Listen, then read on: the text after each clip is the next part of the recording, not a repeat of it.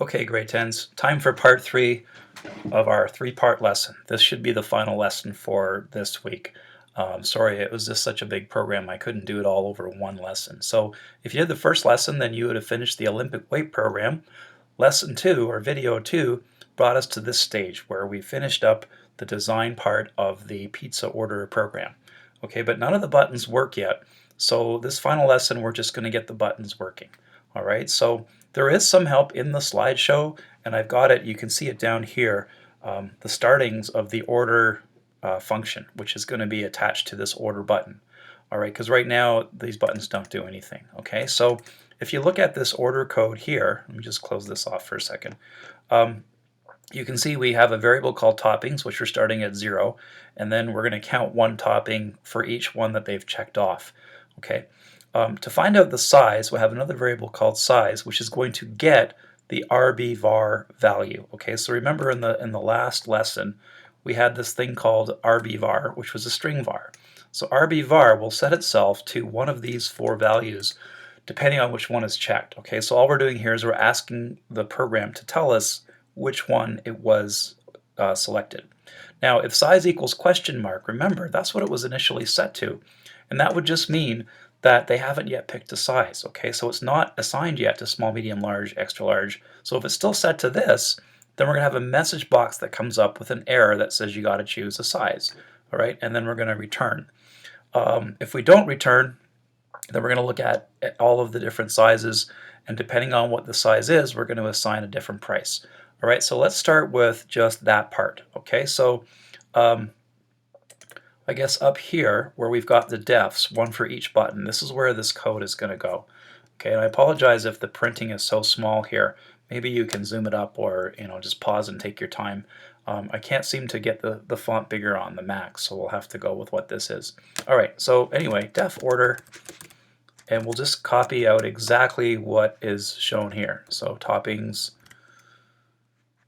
equals 0, and then a variable called size equals the radio button variable dot get. Okay, and that's going to tell us what size they've ordered. All right, so if size double equals, remember you got to use 2 equal signs here, guys. If it's equal to question mark, then we're going to pop up a message box. Okay, and actually we don't need these brackets here. They're optional, so we'll take them out.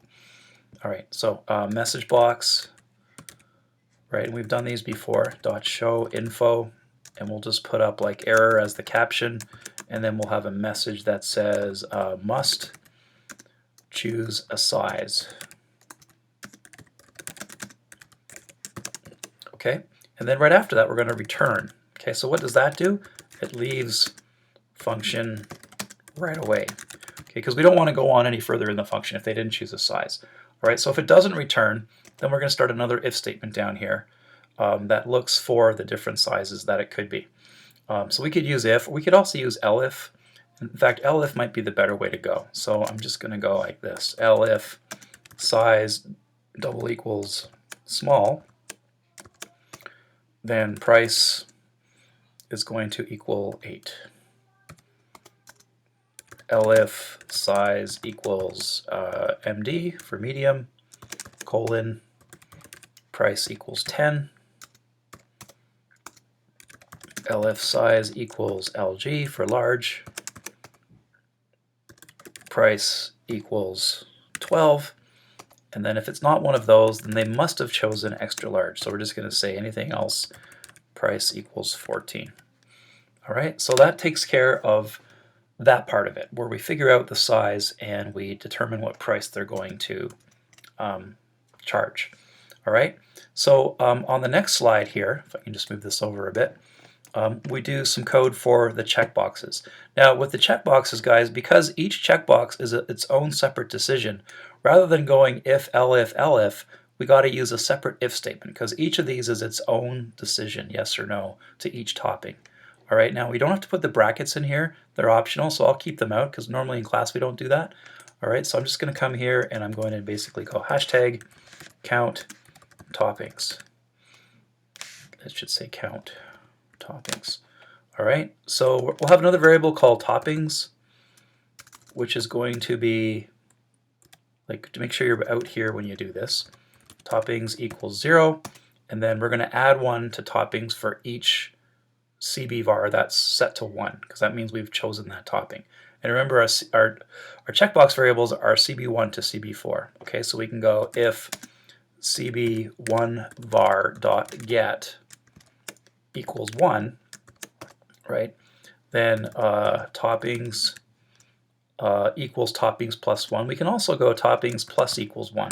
Right? Remember I showed you these shortcuts where we can use that to increase toppings by 1. All right, let me just make a bit more room here. So we can also just like copy and paste this to save ourselves some time here. So I'm going to just go Control or Command C and paste, paste, and paste. Okay, but be careful when we do this because we got to go back and we got to change each of these. 3 and 4. All right, so now we've figured out the size they're going to order and we've counted how many toppings. Let me see if I've got something else on here for us to follow.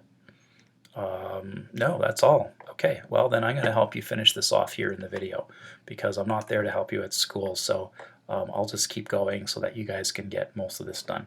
So the next thing we'll do then is we will basically calculate the price, right, or the total, I guess. We'll say like total equals the price plus toppings. Okay, so in the question, guys, to make life easy, I just charged $1 a topping regardless of what size the pizza was. Okay, so every topping's $1. So toppings gets added up for each topping you've checked off. So now we have our total. All right, so then all we got to do is we got to like basically print the total and the subtotal. Okay. Right, well, the subtotal is another word for that is price. That's the variable we're using, right? So we have a couple of labels set up to receive that information. Okay, price to label is going to show the price, and total label 2. Not sure why I did that, but I have the 2 here, then I have the 2 at the end here. That's kind of confusing, but anyway. So price label 2 or price to label is going to show the price. So I'm just going to go like price to label. Right? Remember how we do this? We say text equals $, percent 0.2f, I guess. And that's, of course, going to be for the price. And we'll do the total label right below that. So this is called total label 2. I'm sorry, that's kind of confusing. Text equals the same kind of thing. Okay, so I can copy and paste, or I can just type it out again. So $, percent 0.2f, right? And that's going to be for the total. All right, so we're not quite done yet, but we're getting closer. The only other thing we got to do, guys, is do the clear. And I also want to list all the toppings into the topping list. We haven't done that yet either. All right, so before we try this, we again have to remember to connect this order function to my order button. So down here in the order button, I'm going to add command equals order. All right, and let's just give this a whirl and we'll see what happens here. All right, so we're going to run it. And here it is here. So I want pepperoni and bacon because I'm a meat lovers kind of pizza guy. And I'm going to order a large pizza. And if I hit order, I get some errors. Okay, so let's see what happened here. Okay, so it doesn't like this price thing here. Okay, because I called it prices label. All right, well that's a problem because it's not called prices label. It's called price to label. That might be my mistake. All right, I'll try that again. Okay, so I want to order my pizza, pepperoni, bacon, so that'll add $2 to my thing, and I'll choose a large pizza and order, and there we go. So large pizzas are $12. 2 toppings on top of that gives me a total of $14. All right. So to add to this list is actually quite easy. This list is called top list, right? So the first thing we're going to do, and I'm going to go like right here above the toppings counter. Okay, and first thing I want to do is I want to erase the list because there might be toppings in there already, and I want to clear those out to get a fresh list. So if we go like this, top list dot delete 0, end. Okay, this is the same way that we delete text entry fields. Same idea. So 0 to the end. That's going to delete all of the things in the list. Okay, just want to verify top list. Yeah, that's what I called it down here. So that should be okay. Now, every time I add a topping to my count, I want to add that topping to the list. So CB1 var is for pepperoni. So what I want to do then is I want to go like top list dot add, or sorry, top list dot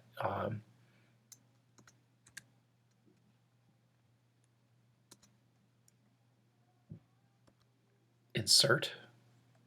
There it is, top list dot insert. At the end, pepperoni.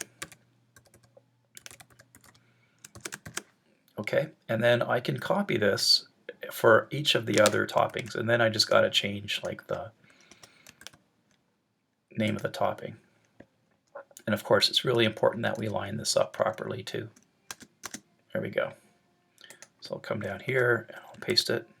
I'm not sure why it's coming out all the way over there. It's kind of annoying. Maybe if I come over here and paste it. Yeah, it's a little better. All right, so then I'm just going to change the name of these. So the second one, of course, is bacon. And so all we're doing here, guys, is we're just adding each topping to the list based on only if we've chosen it though, right? So remember, we have to have checked it off first for it to show up here. Okay, but I just thought it would be helpful to have a list of toppings in our little bill or receipt here. All right, so let's try that again.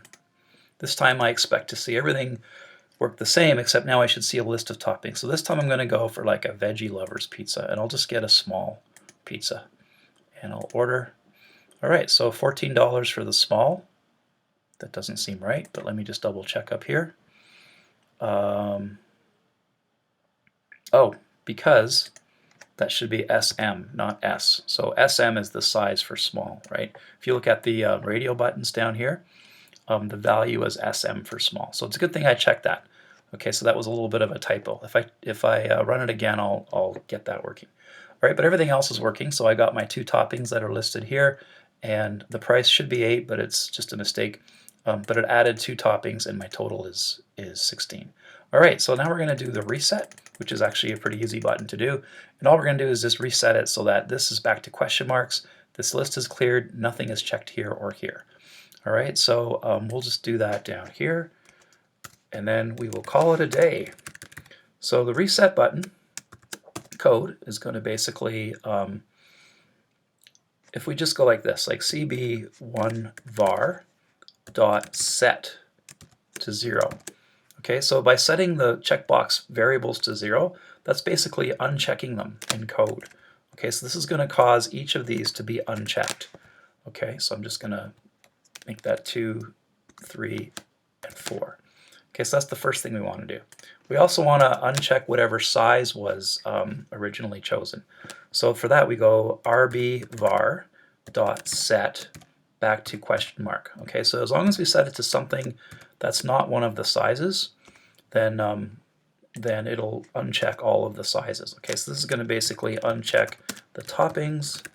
Okay, in this line of code here, if you want to put this in, is to uncheck the size. All right, now we're going to clear the list. Okay, clear the list, and we just did that up here.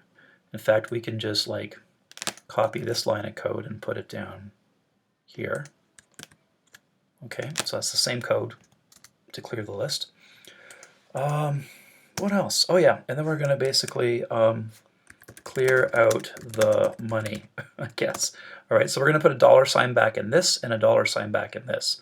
Okay, so this is called price to label. In fact, why don't I just steal this code here? Because this is where we're putting money in, so we can borrow that to take the money back out. Okay, and again, when you copy paste, make sure everything's lined up perfectly. Right there, so everything's perfect. All I want to do is set this back to like a question mark, because that's what it was when we started. And this one as well. Put a question mark in here. Is this my phone going off? All right, so that should do it for the entire assignment, guys. I did the whole thing with you here. Hopefully it's working for you. Just, take your time. Make sure you spelt everything correctly. Make sure the indents are lined up properly. Let's just finish off with a quick test of this reset, and then we should be good to go. So I'm going to go command equals reset. Okay, so we're connecting the reset function to the reset button. All right, and this should be our final run. All right, so I'm going to run it one more time. And I'm going to choose small again because I want to make sure the $8 is coming up for small. And this time we'll do like the works. We're going to get like a fully loaded 4-topping pizza. I'm going to order it. All right, so $8, that's correct. And then there's my 4 toppings. That brings the total to 12. And watch what happens when I reset. Boom, everything's back to the way it was before we started. All right, so that was a very challenging program, everybody. I hope you got through. If you got this far and it's working for you, way to go. If not, don't give up. Just keep going back through, looking at my code, looking at your code, comparing it. Of course, you can always check out with me in chat or in an email message through D2L. If you have any questions, I'll be around on Monday to answer those. All right, so bye for now and happy coding, and we'll see you next week.